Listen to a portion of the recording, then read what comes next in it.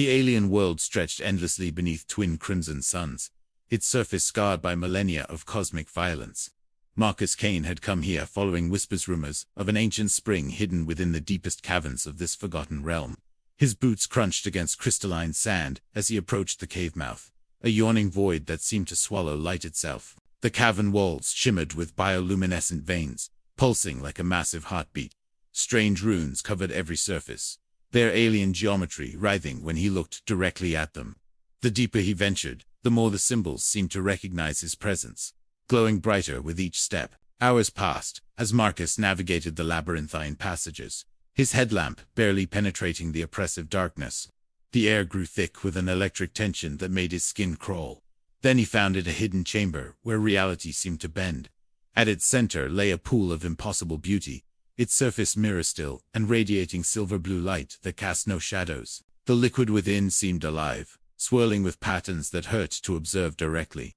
Marcus knew he should turn back, every instinct screaming danger, but something deeper compelled him forward. Against all reason, he knelt beside the pool and cupped the luminous fluid in his trembling hands. It tasted both metallic and sweet, like liquid starlight burning down his throat. The moment the substance touched his lips, the world transformed. His heartbeat thundered in his ears, then fell silent as if the universe itself held its breath. The cavern walls seemed to pulse with newfound clarity, every detail sharp as crystal. From somewhere in the shadows came a whisper, soft as death. "You have no idea what you just became." Marcus spun around, his enhanced senses detecting movement where none should exist, but found only darkness and the echo of his own ragged breathing. His vision exploded with impossible detail. He could see particles of dust dancing in the air, count the facets of crystals embedded in distant walls, perceive colors that had no names. Power surged through his veins like molten fire, his muscles burning with energy that felt both alien and ancient. Strange memories flooded his consciousness, visions of wars fought across dying stars, civilizations rising and falling like waves against cosmic shores, technologies that could reshape reality with a thought.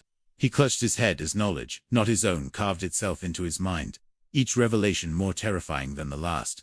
The pool had done more than change him. It had awakened something that had slumbered for eons.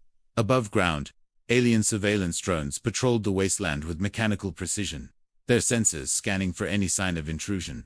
When Marcus emerged from the cavern, the machines froze in mid-flight, their targeting systems flickering as if unable to process what they detected. He raised his hand instinctively. An invisible force lashed out like divine wrath. Circuits fried in showers of sparks as the drones tumbled from the sky, their metal corpses smoking on the barren ground. Marcus stared at his palm in horror and wonder the pool had rewritten him at a fundamental level, merging human flesh with something far older and infinitely more dangerous. The whisper returned, closer now, seeming to originate from within his own skull. "Guardian, awakened." He demanded answers from the empty air, but received only silence, broken by a distant rumbling that shook the planet to its core. Ancient vault doors, hidden beneath millennia of sediment, began grinding open across the valley as machines stirred from their eternal slumber. Every step Marcus took felt guided by invisible threads, his will bending to designs beyond mortal comprehension. In the depths of space, an alien warship detected the awakening and transmitted frantic warnings to the Galactic Council. Emergency sessions convened across a dozen worlds as the news spread like wildfire. A human had found the Guardian pool. Council chambers erupted in panic and rage as delegates realized the implications. One reptilian ambassador snarled through translator fields, "If the Guardian awakens in a human shell, the balance of power is shattered forever." Others whispered fearfully about humanity's deathworld, origins now fused with technology that predated their own civilizations. Marcus found himself drawn to a towering monolith that rose from the valley floor like a metallic mountain. Its surface crawled with living circuitry that pulsed in rhythm with his heartbeat. When he pressed his palm against the structure, symbols ignited in cascading waves of light, languages rewriting themselves in real time as the monolith spoke. His body convulsed as nanites streamed from the construct, fusing with his bloodstream and binding him to systems older than worlds. Memories of past guardians flashed through his consciousness, beings of pure energy, crystalline intelligences, hive minds that spanned galaxies, but never a human. He collapsed under the weight of revelation, then rose with newfound purpose, burning in his chest. Across the galaxy, fleets mobilized with desperate urgency, The Council's decree was unanimous. Earth must be sterilized before the new Guardian could mature. On his homeworld, scientists detected impossible energy signatures pulsing from the cave system, triggering global panic as governments scrambled to understand the threat. Marcus commandeered a derelict vessel that the monolith awakened for him, its controls responding to his thoughts as if they were extensions of his body. The ship bent physics with casual elegance, slipping through space-time like a knife through silk. He realized with growing terror and exhilaration that humanity now possessed the keys to technology that empires would genocide entire species to obtain. The whisper echoed one final time through his transformed consciousness.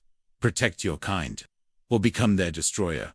The choice hung before him like a sword over his species' neck. Alien fleets descended on his position in overwhelming numbers, their commanders broadcasting taunts about the foolish human who dared challenge the cosmic order. Marcus engaged without hesitation, his vessel dancing through space with impossible grace. Energy beams that could crack moons dissipated harmlessly against his shields, while return fire turned dreadnoughts into expanding clouds of plasma. The Council watched their finest warriors fall before a single human pilot, their certainties crumbling like sand castles before the tide. Whispers spread across civilizations like a plague. The Deathworlders now wield the Guardian's power. Yet Marcus felt something darker stirring within the nanites' alien voices, demanding obedience. Ancient wills trying to subvert his human consciousness. In dreams, he battled phantom armies of his predecessors, each seeking to claim his body as their resurrection. He clung to his humanity with desperate strength, but the cost grew heavier with each victory. On Earth, reactions split down partisan lines. Half of humanity hailed him as humanity's ultimate protector, while the other half branded him a monster who had doomed their species. The xenophobia and worship were equally terrifying. The Council's final gambit arrived like a metallic storm, the combined fleets of 17 member worlds. Enough firepower to crack continents.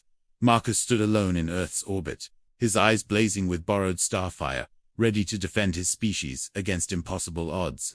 The enemy unleashed their accumulated fury in a symphony of destruction, billions of tons of plasma and kinetic rounds converging on his position. He channeled the cave pool's energy through his transformed physiology, splitting reality itself to shield his homeworld from annihilation. Space warped and buckled under the strain as two incompatible physics systems clashed at the quantum level. When the light faded and the debris cleared, alien armadas drifted as lifeless hulks, while stars themselves flickered from the energy expenditure. Marcus floated, exhausted but unbroken among the wreckage, his human heart still beating despite carrying the power of gods. He broadcast a message across every frequency, his voice carrying to the furthest reaches of known space. Let this be remembered: no one will ever call humanity weak again. We are more than you imagined, and we will not be caged or conquered.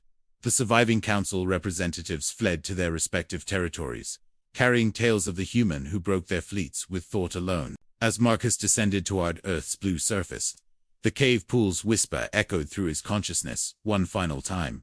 You are more than human now. You are the beginning. The weight of those words settled on his shoulders like a mantle of destiny. Behind him, the stars seemed dimmer, as if the universe itself was holding its breath. Ahead lay Earth, beautiful and fragile, filled with 8 billion souls, who would never know how close they had come to extinction. He had become their guardian, their weapon, their hope and, perhaps, despite his best intentions, their doom. The transformation was irreversible, and the greatest challenges still lay ahead in the vast darkness between stars.